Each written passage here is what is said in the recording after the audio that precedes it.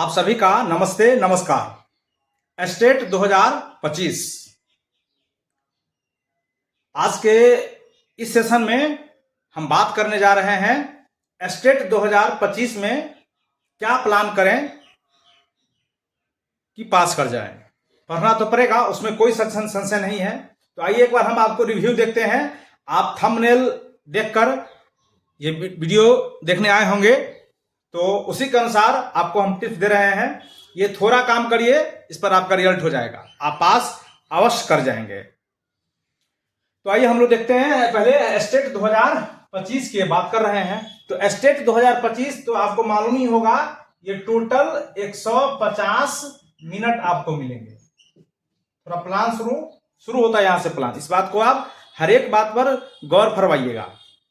150 minute आपको मिलेंगे और उसमें आपको 150 प्रश्न सॉल्व करने हैं।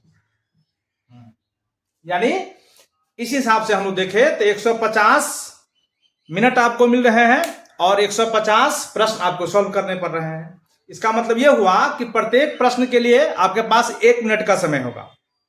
और इसका दूसरा मतलब यह भी हुआ कि आप ये परीक्षा ऑनलाइन परीक्षा होगी, यानी कंप्यूटर बेस्ड परीक्षा होगी। तो अगर आप कंप्यूटर चलाने में बहुत एक्सपर्ट नहीं है तो आपका 5 से 7 मिनट समय इधर उधर व्यर्थ चला जाएगा।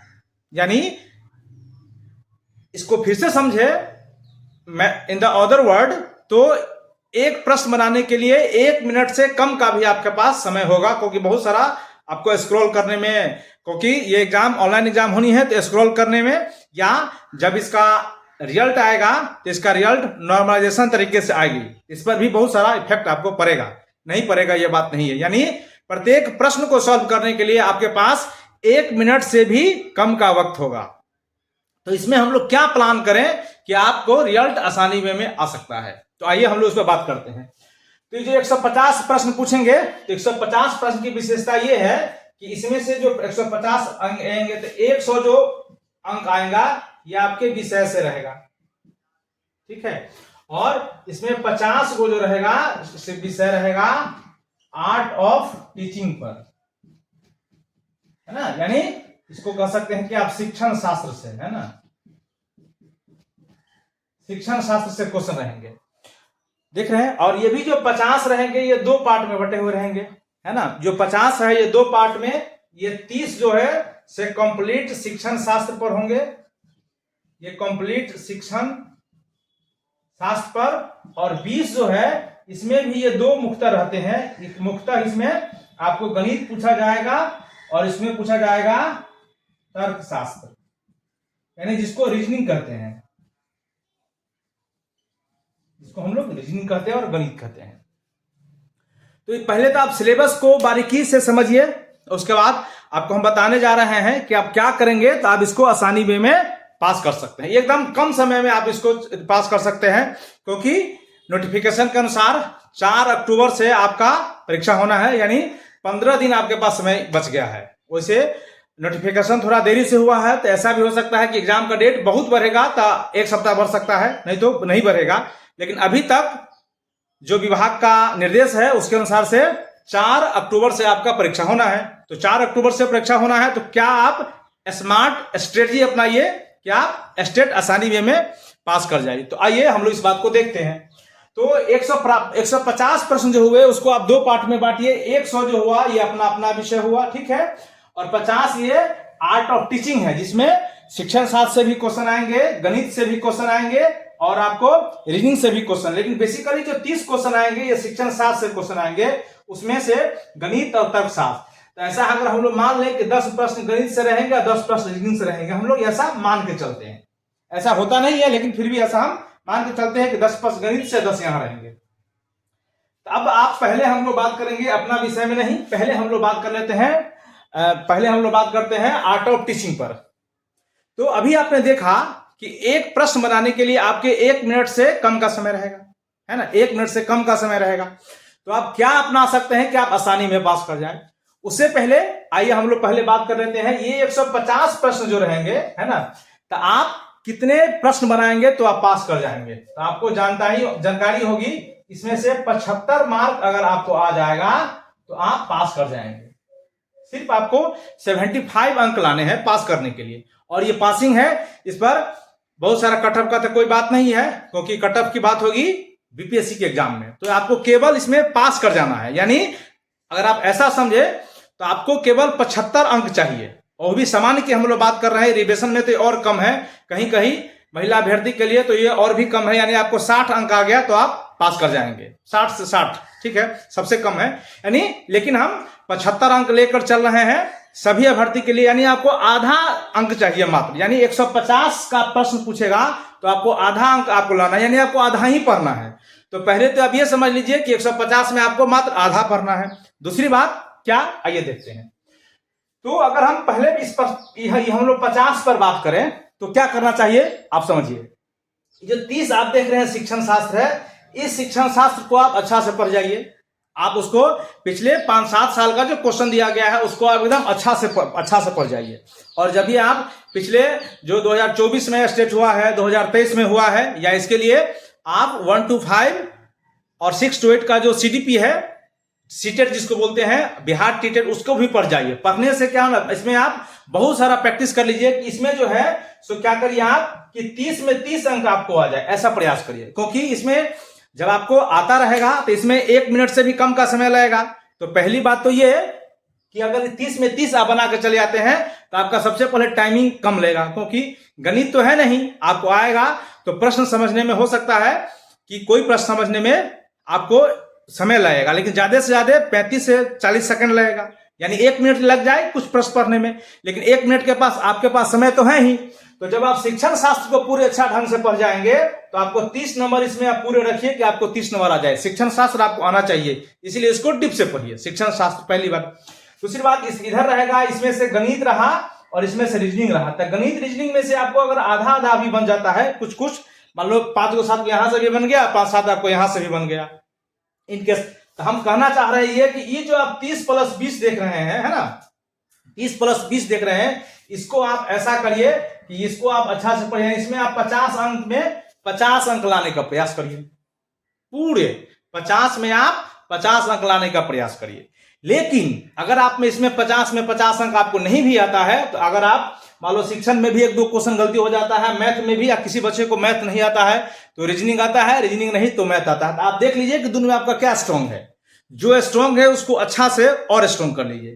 तो ये मेरा कहना है कि शिक्षण शास्त्र को, लेकिन शिक्षण शास्त्र जो 30 नंबर का है उसको आपके लिए ये प्रीमियर है, और ये समझिए कि ये ऑक्सीजन है, इसके बिना काम नहीं चल सकता। इसको आप एकदम डीप से पढ़िए, क्योंकि ये 30 में 30 आपको मार्क आना ही चाहिए।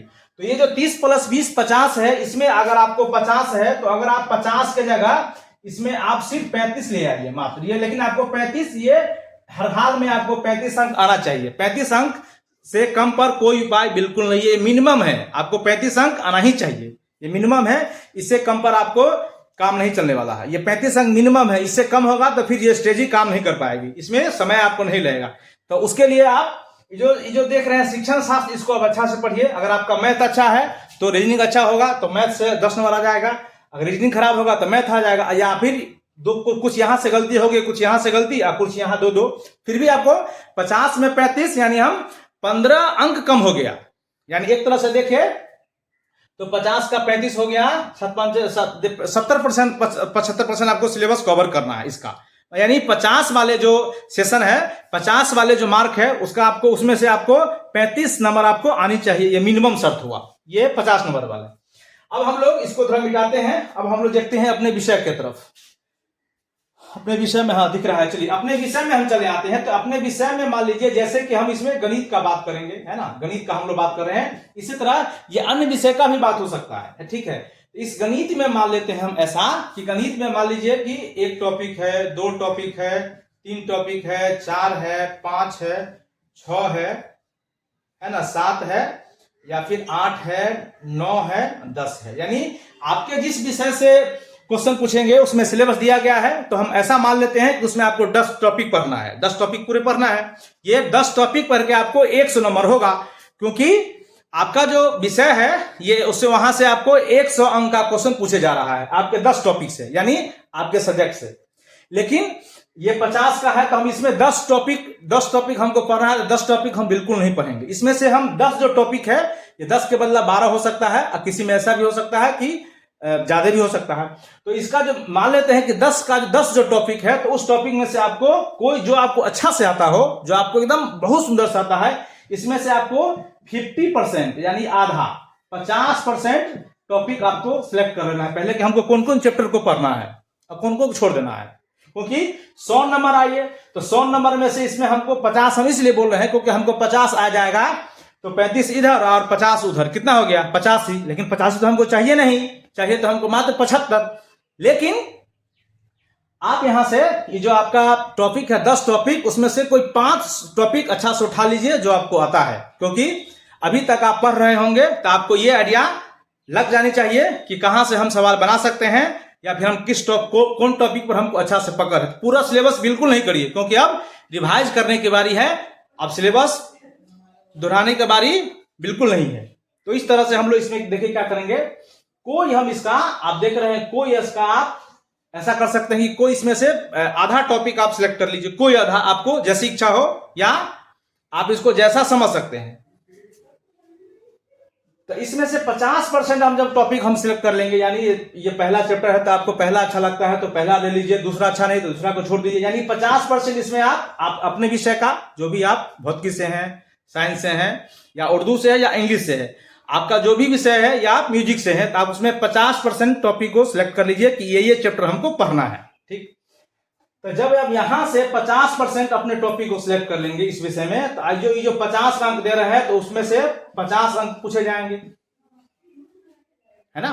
जब आधा टॉपिक आप सिलेक्ट किए तो 50% हुए, तो 50% में से आपको 50 क्वेश्चन पूछे जाएंगे। ठीक है, तो 50 क्वेश्चन में से मान लीजिए अगर यहां से 50 क्वेश्चन ना हो के मिनिमम 40 क्वेश्चन भी आप बना लेते हैं, मिनिमम कितने 40 क्वेश्चन भी आप बना लेते हैं, 50 में से नहीं हुआ मान लीजिए, फिर भी एक दो गलती हो गया, तो 40 क्वेश्चन भी बना लेते हैं। तो यहां देख लीजिए, अब यहां रीजनिंग में है 75, रीजनिंग में जो 50 नंबर का उसमें है 35, और ये जो 50 में है उसमें है आपको 40। कितना हुआ 50 और 35 जोड़ी कितना होगा, आपको हो गया 75, आप पास कर गए। ऐसे प्लान करके बढ़िए, यानी जो आधा टॉपिक है आधा में से भी कम हो गया, आधा में से भी बिल्कुल क्या हो गया, ये कम हो गया 40%, तो 40% टॉपिक रहा, यानी 10 में 40% टॉपिक आपको पढ़ना है, 40% सिलेबस आपको पढ़ना है, यानी आधे से भी कम पढ़ना है। तो 40 नंबर आप यहां से ले आते हैं और 35 नंबर आपको इसमें से, लेकिन ये अनिवार्य है, इसको ध्यान रखिए, तो आपको 75 नंबर आ गया। अब आपको बेनिफिट की बात बताते हैं, डाउट का सवाल लीजिए। नेगेटिव है तो आप कहेंगे नहीं, बिल्कुल नेगेटिव नहीं है। तो आपके विषय में जो 50% क्वेश्चन हम लोग छोड़े थे, आप अपना विषय में अगर आप पढ़े होंगे अभी तक, तो उसमें से कुछ ना कुछ आपको आ ही जाएगा, नहीं आएगा ये बात नहीं है, क्योंकि 8-5 गो चैप्टर या 50% जो आप सिलेबस छोड़ चुके थे, तो उसको आप नहीं भी पढ़ेंगे अभी से बिल्कुल, तो जो पुराना पढ़े हुए हैं उसी के आधार पर उसमें से भी 5-10 क्वेश्चन आपको आसानी से सही हो जाएंगे। तो ये 75-80 हो गया, 95 हो जाएगा। या इनके थोड़ा मान लीजिए कि 19-20 अगर मान लीजिए 40 नहीं हो गई, या 39 होता है, तो 50% जो अभी आपको और सिलेबस बचा है, जो आप पहले पढ़े हैं, अभी आप उसको रिवाइज नहीं कर पा रहे हैं, नहीं पढ़ रहे हैं, फिर भी हमको 75 नंबर चाहिए। तो स्मार्ट वे में ये तरीका से पढ़िए, जैसे कि हमने अभी कही है, इस तरीका से, तो आप श्योर रहिए कि आपका रिजल्ट अवश्य होगा।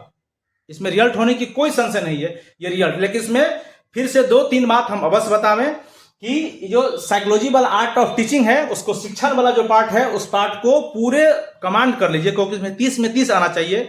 मैथ रीजनिंग में, मैथ अगर आपका अच्छा है तो मैथ पढ़ लीजिए, रीजनिंग आपका अच्छा है तो रीजनिंग, यानी दोनों 20 में से भी 10 नंबर का आपको टारगेट चाहिए। यानी जो 50 है उसमें से आपको 35 आना चाहिए। आप अपना देख लीजिए क्या करना है।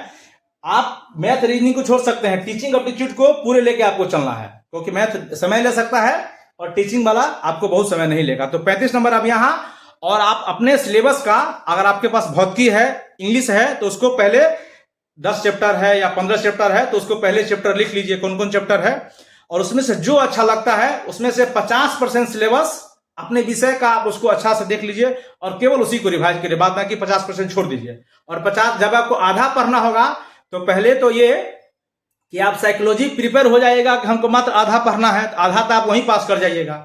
जब आप मेंटली स्ट्रांग हो जाएंगे कि हमको आधे पढ़ना है तो पास तो आप वहीं कर गए, आपको मार्क चाहिए 50, तो यहां से अगर आप आधा सिलेबस पढ़ के भी एग्जाम में जाते हैं तो आपको 50 नंबर आ जाएगा यहाँ और 35 नंबर यहाँ, 85 नंबर हो गया।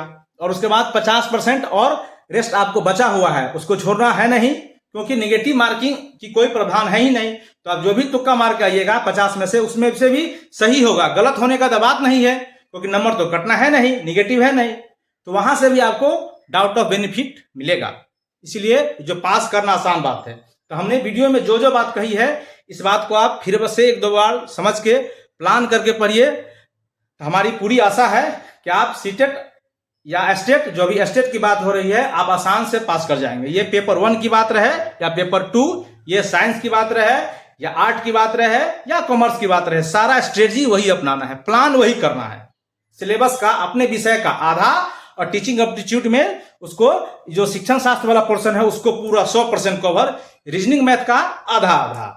इसके बाद सिर्फ जब आपको पहले से माइंड को प्रिपेयर हो जाएगा, माइंड समझ आएगा कि हमको आधा पढ़ना है, तो पढ़ना यूं ही आसान हो जाती है। कोई बच्चे को कह दे कि आपको मात्र आधे काम करना है, उसको छुट्टी हो जाएगी, तो माइंड उसको आसानी में काम कर रहा है।